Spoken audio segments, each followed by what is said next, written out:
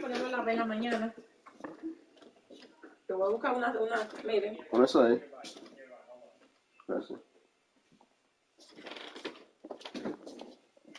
Te voy a buscar la casa ahorita que tengo el carro. what you got? You wake up. What you wake up with a start, finding yourself covered in shit. Fuck, you grunt. You quickly clean off and realize something. You're not in your house. Approaching. You're outside covered in shit. What the fuck? Halloween's Look approaching, at the sky and realize baby it's dark. girl. You've been asleep for a long time. Shit. I mean, we're...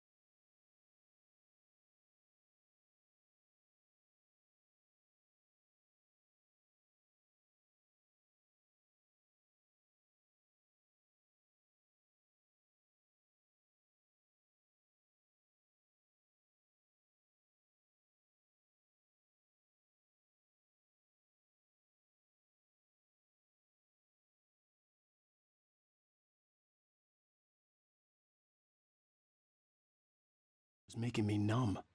I felt like this was happening to someone else. Someone I was watching on television. I couldn't think. Couldn't focus.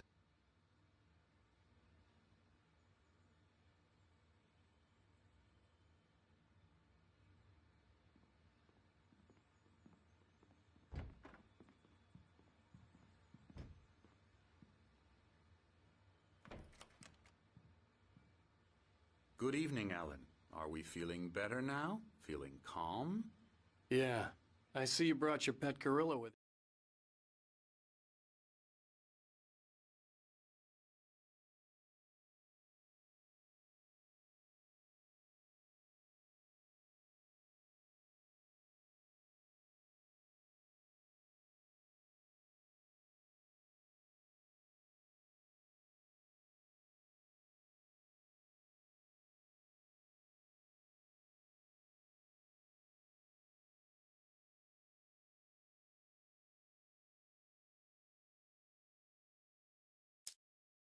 So sure, I'm calm.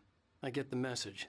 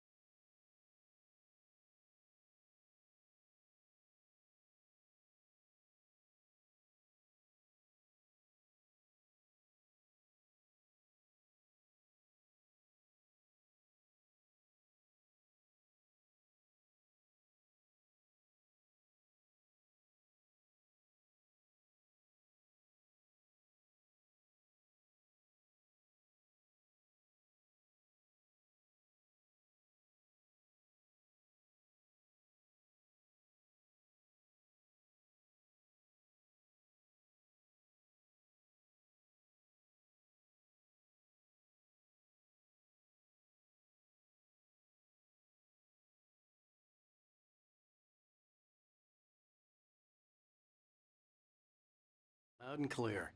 Quite right. That's the spirit. You're being very brave, Alan. I understand you're confused. I would be more concerned if you weren't suspicious of me. I don't blame you for it. Big of you. Now, why don't you come with me? We'll reacquaint you with my clinic and go over everything you might have forgotten. Little walk and some fresh air? Yes, it will do you good. This corridor is for patients. Most of them aren't here right now. Jack took them out for a fishing trip, except for the ones who are particularly vulnerable, of course.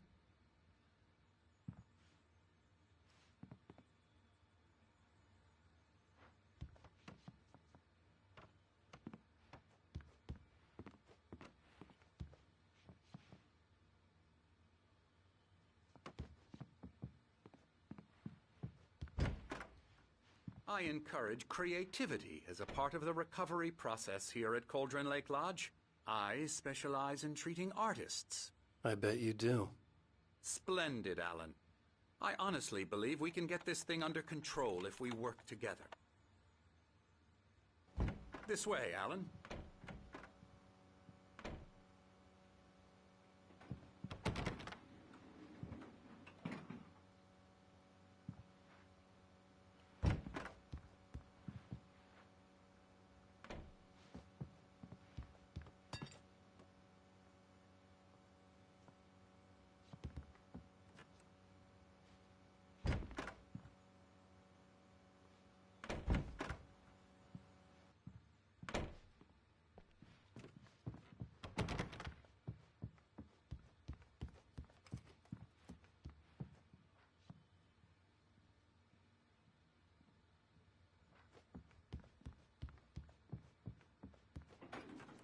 Now, Alan, from past experience with you, I know I need to get right into the heart of the matter as quickly as I can after an episode.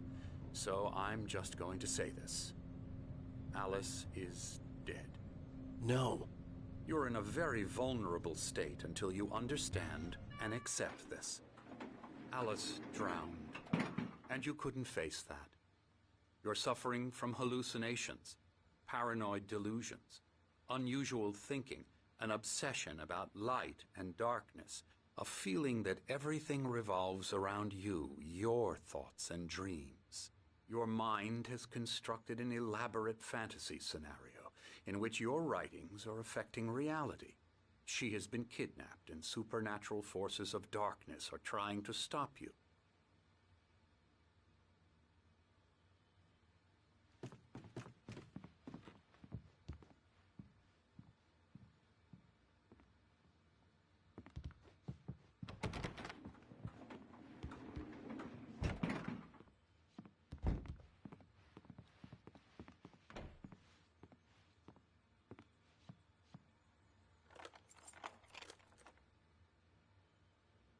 We go this way, Alan. I wasn't ready for another shot, so I went along with it. He had to be lying. But under the influence of the drug he had given me, I had to fight not to believe his words. It's all in your head. You've been making it up.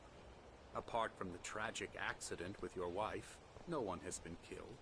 Your delusions are just a manifestation of your subconscious mind trying to protect you from the too painful truth. Unless we fight the fantasy, it will return. I know the instinct is to resist me, but think about it. Doesn't this make far more sense than the insane supernatural conspiracy you have concocted in your mind?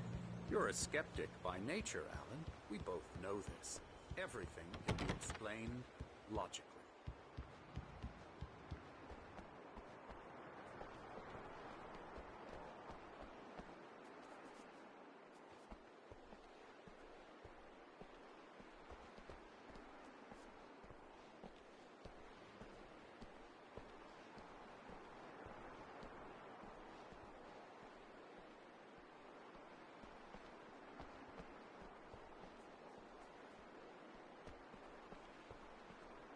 I never get tired of this view.